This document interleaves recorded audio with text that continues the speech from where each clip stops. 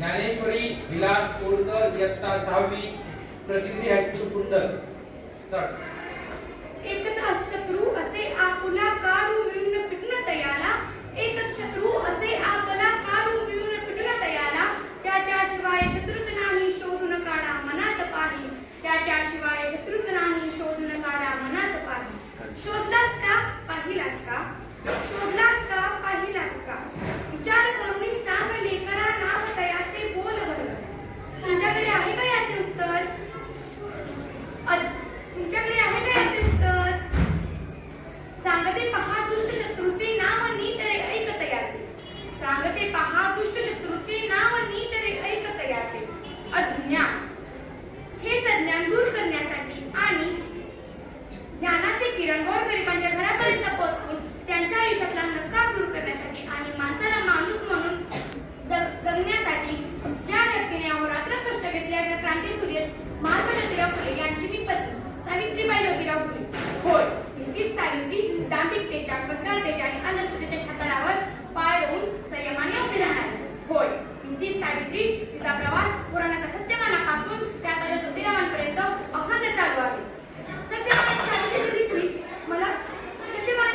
देखील मला कौतुक झाले. तिचे ज्ञान, पतीच्या प्राणासाठी ज्ञानाचे आणि विचारांचे खंडन करणारे. तिचे ज्ञान, विचार, ध्यास, प्रगती, विद्वत्ता यावरती तथाकथित धर्माच्या ठेकेदारांनी तिला शास्त्रातच बंदिस्त केले आणि स्त्रिया गुलाम बनवले. सुमारे 200 वर्षांपूर्वी एकीकडे इंग्रजांची सत्ता आणि एकीकडे गरीब समाजाची स्पृश्य अशी विभागणी करून लोकांची पिळवणूक करणाऱ्या धर्ममार्तंडांचा प्रखर विरोध सहन करून आम्ही स्त्रियांसाठी शिक्षणाचे अवकाश खुले करून दिले आणि आज आम्ही आमच्या स्वप्नाची चीज होताना पाहतो की स्त्रिया प्रत्येक क्षेत्रात आघाडीवर आहेत. एखाद्या भांगणाऱ्या स्त्रीपासून ते स्वतःच्या कर्तृत्वाच्या जोरावर अवकाशाला गवसणी घालणाऱ्या स्त्रिया पाहिल्या की आमचे मन प्रसन्न होते. पण आताच्या सावित्रीची तिच्या गर्भातच होणारी हत्या, हुंडाबळी, अन्याय, अत्याचार, मानसिक खच्चीकरण हे पाहून मन अस्वस्थ झाले आणि मग इथे उभा राहून बोलण्याचा प्रपंच करावा लागतो. ओहो, तुम्ही देवीच्या निर्जीव मूर्तीची पूजा करता आणि तिच्या सजीव देहाची विटंबना करता, अशा समाजाची आम्ही उभयंतांनी कधी कल्पनाही केली नव्हती. शेण दगड सारी सुसली तुमच्यासाठी, तेव्हा जळले नव स्वातंत्र्य स्त्रियांसाठी. किमया ही शिक्षणाची सारी ग, किमया ही शिक्षणाची सारी ग. कोण वकील, कोण डॉक्टर, कोण अधिकारी, तर कोण पोलीस. दुनिया गाजवी ती किती नारी ग, दुनिया गाजवी ती किती नारी ग. रस्त्याने जाताना तुमच्याकडे बघून साधं कोणी हसलं तर लगेच तुम्हाला किती किळस वाटतो. पण विचार करा, जेव्हा माझ्या अंगावरती शेण, दगड, चिखल मारल्यावर मला किती किळस वाटला असेल. नाही हा होकार नाही,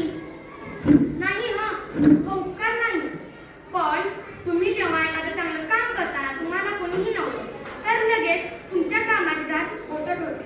पण जेव्हा आपण एखादा वसा घेतो तो पूर्ण केल्यानंतरच इतिहास घडतो. आज भिडेवाड्याच्या बाहेर रस्त्यावर हजारो स्त्रिया अथर्व शीर्षाचे पठण करतात.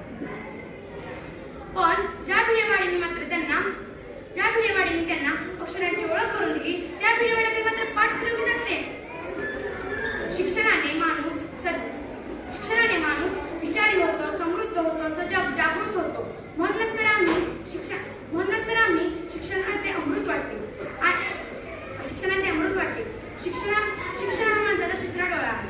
कारण अंधश्रद्धा, कर्मकांड यातून बाहेर पडण्यासाठी शिक्षण हाच मानवाला मदत करतो. आम्ही आज काय पाहतोय मग? कितीतरी सुशिक्षित लोक साधू, बंधुगिरी, अंधश्रद्धा, व्यसनाधीनता यात गुरफटत चालले. कुठं चाललाय आपला समाज?